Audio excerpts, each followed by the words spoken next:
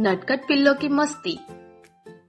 हरे भरे खेतों के पास एक छोटे से गांव में एक प्यारा सा घर था। उस घर में दादी, राजू और 5 छोटे छोटे पिल्ले रहते थे। टोपी, मोंटू, गुड्डू, चंपू और पिंकी। ये 5 पिल्ले बहुत शरारती थे और हर दिन नई मस्ती करते थे। हर सुबह जैसे ही सूरज निकलता, पिल्ले अपने नरम बिस्तर से कूदकर बाहर दौड़ने लगते।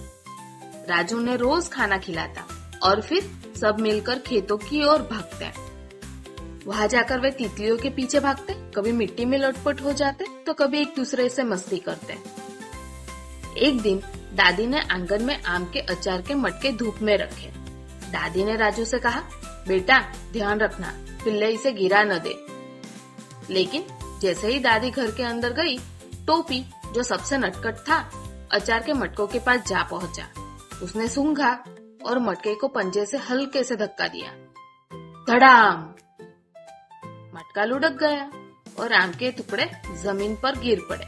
बाकी 4 पिल्ले भी दौड़कर आ गए और सूंघने लगे। राजू दौड़ता हुआ आया और बोला, अरे नहीं, अब दादी नाराज होगी। पिल्लों ने कान झुका लिए और मासूम आंखों से राजू को देखा। थोड़ी देर में दादी आ गई।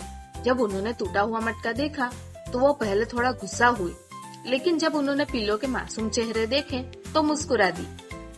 शरारती हो लेकिन बहुत प्यारे भी, दादी ने प्यार से कहा और सबको गोद में उठा लिया। राजू और दादी ने मिलकर अचार के टुकड़े साफ किए और पिल्लों को प्यार से सहलाया। पिल्ले भी खुशी से पूंछ हिलाने लगे। शाम को जब सब घर लौटे तो पिल्ले एक दूसरे के ऊपर चढ़कर सो गए। दादी ने प्यार से कहा, शरारतें मत छोड़ना, लेकिन ध्यान रखना कुछ टूटे नहीं। राजू और पिल्ले खिलखिला उठे और इस तरह उस छोटे से घर में रोज नई शरारतें, हंसी और प्यार भरी मस्ती चलती रही।